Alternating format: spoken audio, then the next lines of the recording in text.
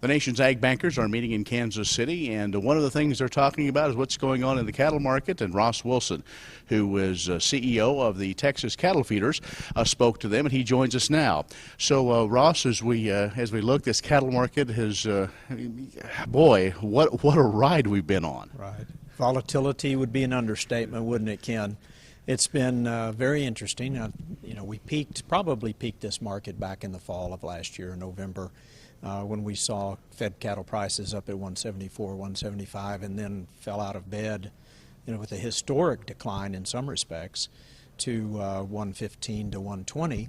Some of that exacerbated by some really heavyweight cattle from the Midwest that were yield grade 4s and 5s, and those enjoy a significant $10 to $15 hundredweight discount.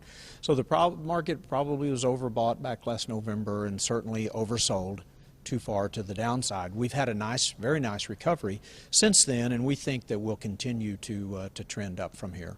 All right, so how are conditions going into the winter in your area around Texas? Well, winter conditions are wonderful. Of course, we have come out of the drought now, 3 to 4 year drought. 14 was a good year moisture-wise. 15 has been a good year moisture-wise for the western half of the state. The eastern half of the state had gotten dry again, but rains in the past month or so have been very strong, and so we'll have an opportunity to end the year with some really good moisture prospects. We hope that our friends in California and on the West Coast will enjoy some of that moisture also, and hopefully El Nino will bring them out of the drought, very tough drought that they're in. So as you look at the overall landscape, obviously, I mean, things start in Texas at the end of the year, with what goes on with that winter grazing, and then it moves northward. Expansion, we're continuing to hear reports and see reports of that cattle herd continuing to expand. It probably has even expanded a little quicker than some had assumed. Well, yes, I think you've hit the nail on the head. We are seeing expansion. We're seeing record recovery or retention of heifers to rebuild this cow herd, and we're all very positive and appreciative of that. Without the cow-calf sector, the rest of us in the beef industry don't have a lot to do, so we need that cow-calf producer to be profitable. But we also need to restore some of the numbers to our cow herd. There's some infrastructure out there that we would like to reutilize again. And during the drought liquidation, we probably lost 1 million to 1.5 million head. Mm-hmm.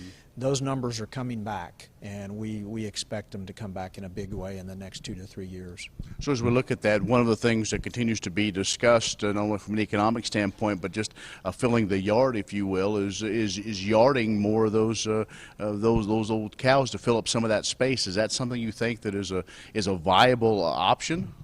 It may be. It all depends on the forage that's available outside. We saw some people experiment with that in a big way, significant way. In fact, some of our members experimented, converted some feed yards to dry lot cow operations with significant success. By and large, if pasture is available, we'd rather be out on pasture. We can produce that cow in a dry lot situation. It worked well. But I think by and large people would prefer to have the cow-calf operation out on pasture and to have those feed yards with the offspring.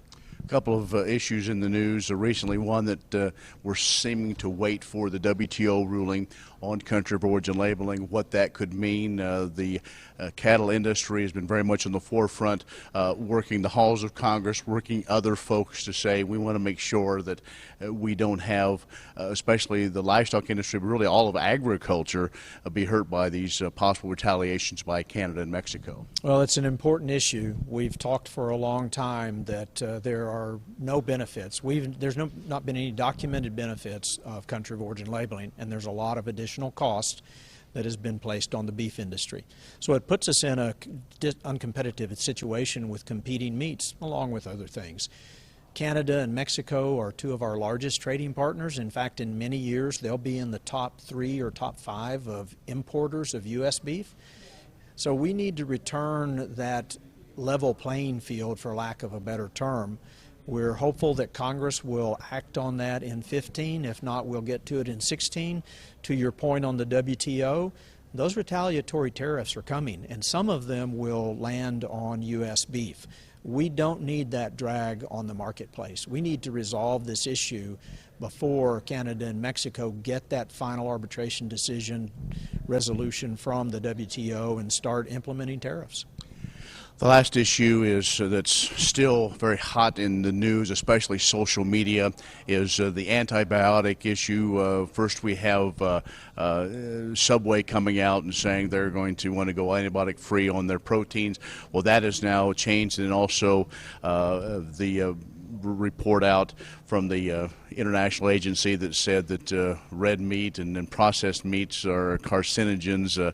It seems that there's a lot of misinformation, a lot of hype, but yet again, it could have beef producers take their eye off the ball of producing good, healthy, nutritious beef.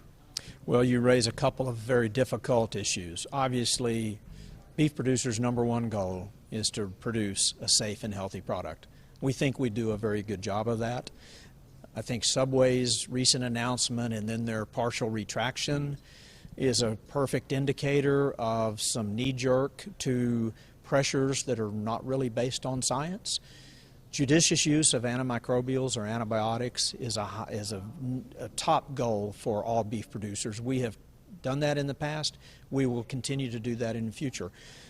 We're embarking on some pilot projects to identify more specifically what we are utilizing, just to be more transparent about that whole process. We think we do a good job. We need to document that for the public and for the health officials. Shifting gears to the very unfortunate World Health Organization report, which I would term as pseudoscience, or at least a report that twisted other studies, many of which were not negative about red meat or processed meat consumption, but this committee respun those and brought them out as a negative. A lot of the comments on social media the last 24 to 48 hours have indicated that people are seeing this for what it really is, which is a response by folks that are negative to red meat consumption. They've used this as an opportunity to throw another rock.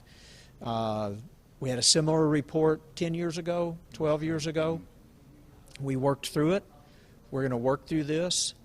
The science indicates that lean red meat is a very important part of a healthy diet, and it is not a risk of cancer. One thing we didn't have 10, 12 years ago is social media, and I've noticed that a lot of ranchers, cattle producers are becoming engaged not only with their neighbors, but with maybe those non-farm audience to really tell that story.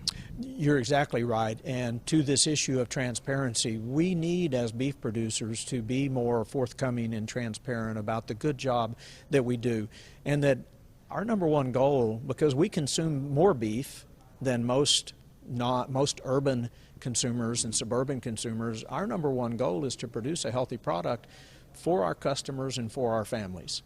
All right, Ross, thanks a lot for the update. Hit you with a lot of issues. Thank you. Thank you, Ken. Appreciate it. Ross Wilson, who is the president of the Texas Cattle Feeders Association, has joined us.